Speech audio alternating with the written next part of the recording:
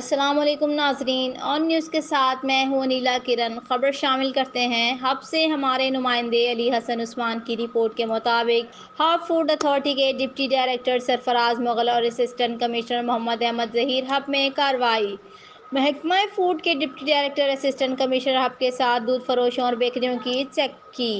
دودھ کے سیمپل لے کر موقع پر ٹیسٹ کیا گیا۔ کیمیکل اور یوریا مکس دودھ کو ضبط کرکے تلف کیا گیا۔ دودھ فروشوں کو 3 دکانیں ملاوٹ پر سیل کر دی گئیں۔ ایکسپائرڈ اشیاء کی برآمدگی۔ ایک کولڈ ڈرنک شاپ سیل۔ عدم صفائی پر بیکری پر جرمانہ عائد کیا گیا۔ بعد ازاں ٹیم نے جام کالونی میں واقع ڈیری فارم کو چیک کیا۔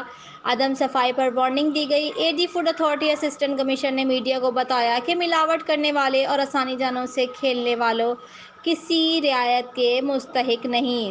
گراں فروشی کے مرتکب معدود دکانداروں پر جرمانہ عائد کیا گیا۔ کارروائی میں سپرنٹنڈنٹ اے سی آف شہر محمد وزنجو اور اسسٹنٹ مرزا شیخ بھی ساتھ تھے۔ رپورٹ کرتے ہیں رپورٹر علی حسن عثمان، آن نیوز ہب لزبیلا۔